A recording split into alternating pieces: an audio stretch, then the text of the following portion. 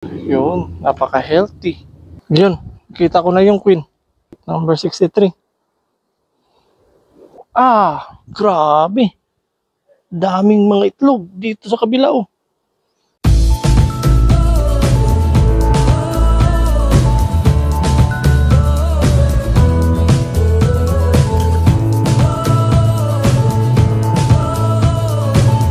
Hi guys, my name is El Nino. Welcome back to my channel. Dumating na yung in-order natin na 4 frames na brood na mga bees. Tapos may kasamang isang queen. So isi-set up natin yun. Ilalagay natin dun sa hive na dumating sa atin na kaso na aksidente. Na-suffocate yung mga bees. Kaya more or less nasa 100 heads na lang yung natira ng mga bees. Kaya umorder ulit ako ng bagong bees, mga 4 frames na brood with mga nurses ng mga bees. Tapos isi-set up natin mamaya. So ito yung colony natin guys. 4 frames lang ito. So safe siya kasi may hangin.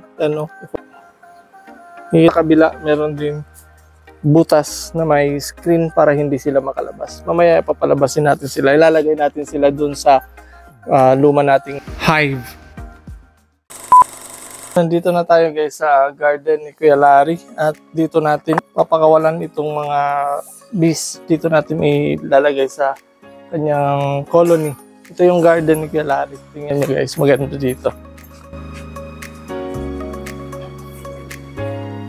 Yan yung colony ko. Dadalhin ko yan sa Masbate. Tapos yun yung colony niya. Doon natin ilalagay kasi na-aksidente yun na-suffocate, kaya kailangan natin dagdagan yung mga bees niya doon. Ito yung colony na lalagyan natin, na dadagdagan natin ng mga bees, pero bago natin ilagay yan, yung mga bees, ilipat muna natin siya dito sa medyo malilim. Kasi paghapon, nandun yung araw, dito paghapon, medyo malilim na. Kaya para hindi masyado mainit, para may protection sila sa init, ililipat natin siya dyan.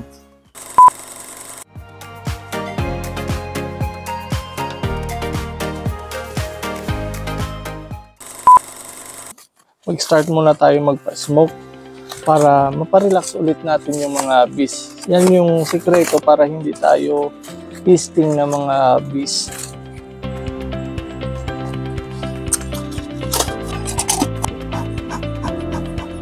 Smoke muna natin sila dito. So, i-smoke muna natin itong hive kung saan natin ilalagay yung bagong mga bees. Para i-prepare natin yung lagayan. I-prepare natin yung lagayan. So, konti na lang yung mga bees dito.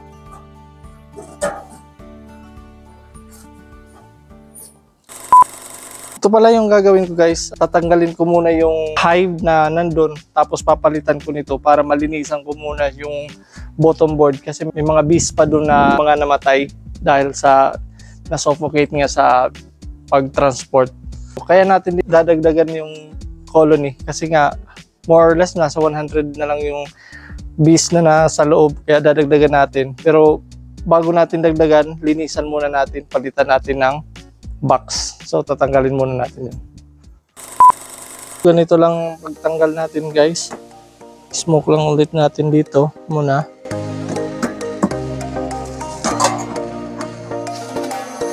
Tanggalin natin ito. Box. Para malinisan natin.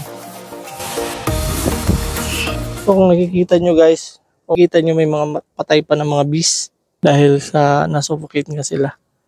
Ito yata yung queen nila. Oh no! So ang gagawin natin, mawalisin lang muna natin itong mga patay ng mga bees. Kasi kailangan malinisan natin kasi may bagong mga bees dito.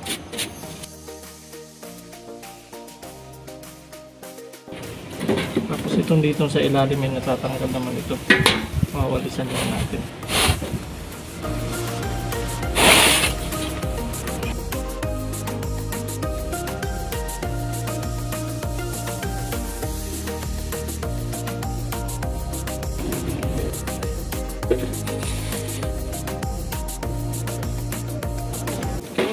So, malinis na, no? At ilalagay naman natin dito bagong box.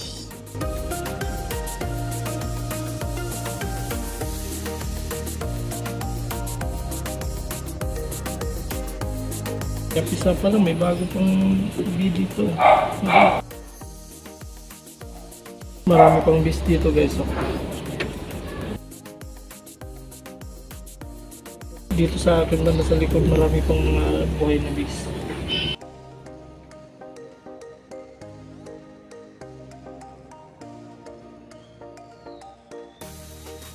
Yan. Focus din. Dili kita. Di kita. Ha? Dili kita. Ito ng bago nating mga bis. Smoke lang natin ito para kahit pa paano ma-relax sila. Pero bago pala yan, bago natin i-transfer, kukunin muna natin yung queen. Kailangan kasi naka-cage muna yung queen for 3 days. Baka kasi patayin ng mga bees na galing dito. Smoke lang natin sila, no? Then, i-open natin sila. Unang-unang natin gagawin dito, hahanapin natin yung queen. Or pwede natin ilagay muna dun sa ano. Ilagay natin dito sa hive.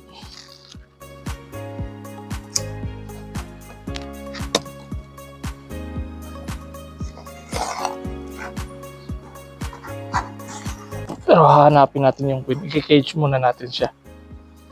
Ready na kayo guys?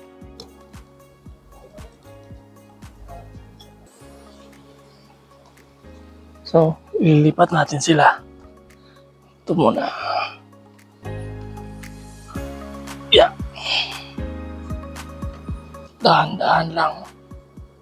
Ba, mabigat.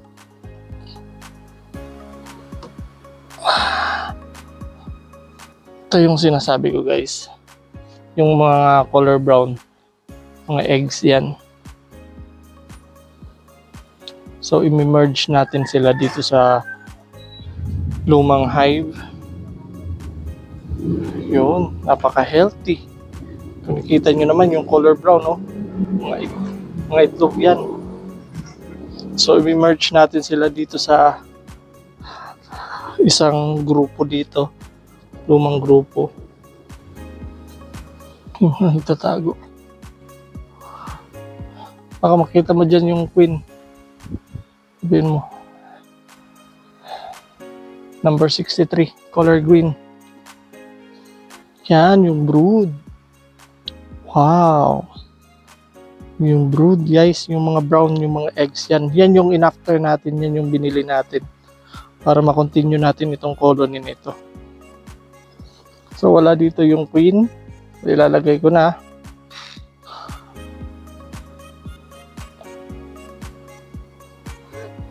Tapos isa pa.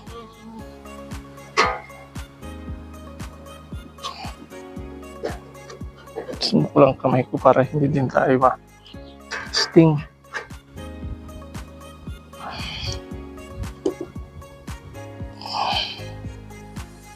Yun. Kita ko na yung queen.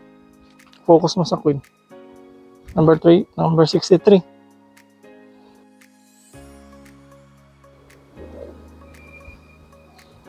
So, ang gagawin ko dyan guys, ay nasa na? Gagawin ko dito guys, ay i-cage ko muna yung queen.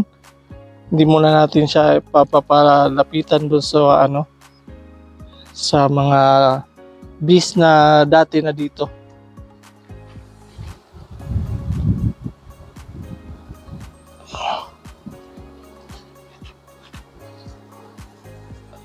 Uy, malikot yung queen. Ang gagamitin ko guys para makuha natin yung queen. Yan. Kita yung queen.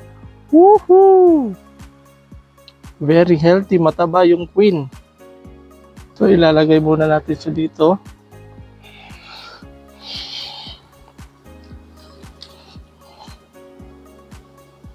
So, last na lang.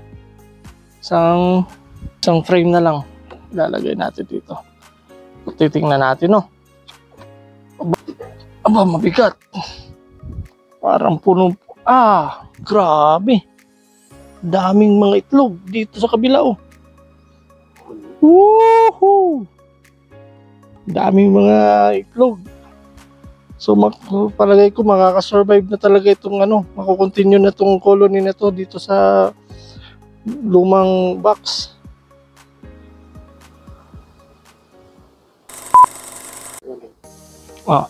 So ito yung queen natin, ilalagay natin siya dito sa queen cage at hahayaan muna natin siya dito sa queen cage for 3 days. Baka kasi awayin siya ng mga lumang mga bees na nandito sa hive. Yun. I-cage muna natin siya dito. Dito lang muna siya.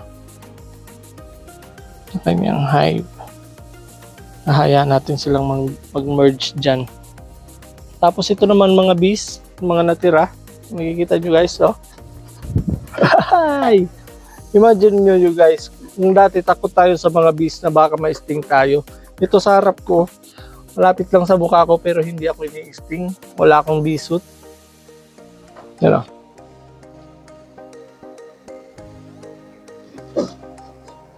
So, try natin ito. Itak-tak lang natin ito dito.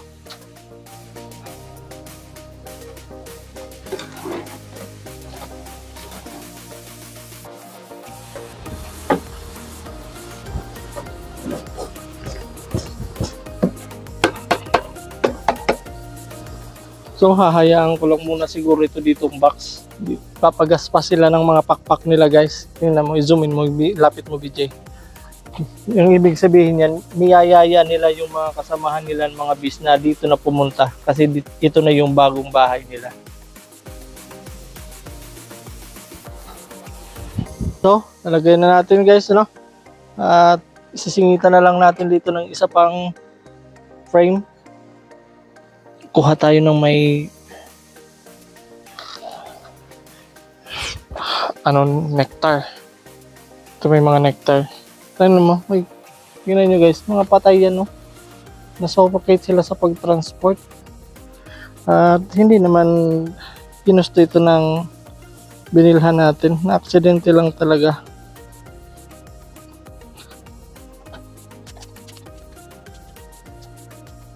So, yun. Linis na. Wala na, Jules. Okay lang.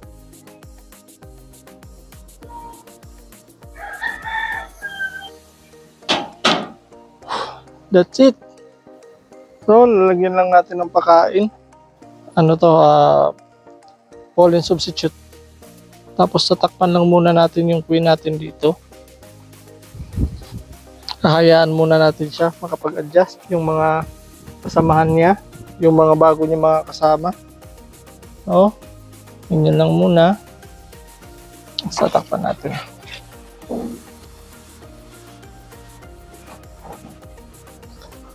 So, yun lang guys ang pagdagdag ko ng 4 na frame sa lumang colony na na-aksidente na suffocate dahil sa pag-transport. At hindi naman yun kasalanan ng seller at aksidente. Pareho namin hindi yun ginusto na mangyari. Kaya ginawa na lang namin, bumili ulit kami ng 4 na frame. Yun na yung nilagay natin dito. Hopefully, i-accept nila yung queen nila, yung bago nilang queen, at sana lumago itong colony na ito. So, that's all for now. I'll see you again next time. Thank you for watching guys. If you like this video, please click like and subscribe for more videos. My name is El Nino, checking out. Hasta la vista. Peace.